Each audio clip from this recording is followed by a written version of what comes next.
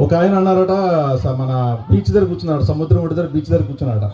తదేకంగా ఆయన అలా అబ్జర్వ్ చేస్తూ ఎందుకు ఈయన అలా కూర్చున్నాడు, సముద్రాన్ని అలా చూస్తున్నాడు, ఏంటి ఇతని బాధ ఏంటి ఒకసారి కనుక్కుందాం అని చెప్పేసి, ఏమయ్యా ఎందుకు అక్కడ అలా కూర్చుని సముద్రం అంతా తదేకంగా అలా చూస్తున్నావు, ఏంటి నీ బాధ ఏంటో చెప్పు, ఏదన్నా ఉంటే నేను తీరుస్తాను అంటే, అబ్బాయి ఏం లేదే నేను స్నానం చేయడానికి వచ్చాను అంటే, చెయ్యి మరి వెళ్ళి అన్నాడు. ఆ అలలు తెగొచ్చేస్తున్నాయి, కాస్త అలలు తగ్గిన తర్వాత చేద్దామని చూస్తున్నాను నేను అని చెప్పేసి అన్నాడట. అలలు తగ్గిన తర్వాత ఆయన స్నానం చేస్తారట. ఓకే, బాగుంది. తర్వాత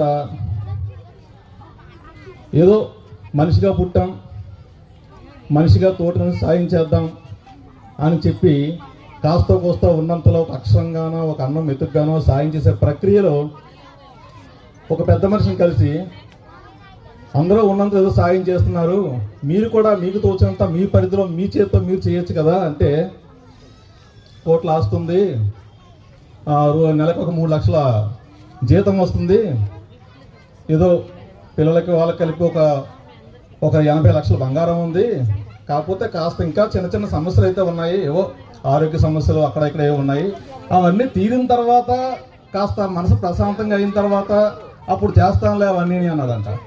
అక్కడ వాడు స్నానము చేయలేడు, ఇక్కడ వీడు సాయము చేయలేడు.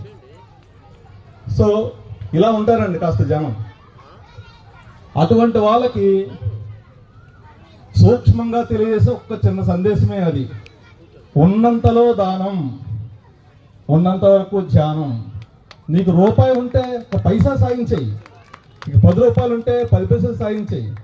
ఉన్నంతలో ఎంత చేయగలము, ఎంతవరకు చేయగలము అది ఆలోచించాలి తప్ప, నేను అదొస్తే చేస్తాను ఇదొస్తే చేస్తాను అంటే అది ఎప్పటికీ చేసే పరిస్థితి రాదు, పని అవ్వదు.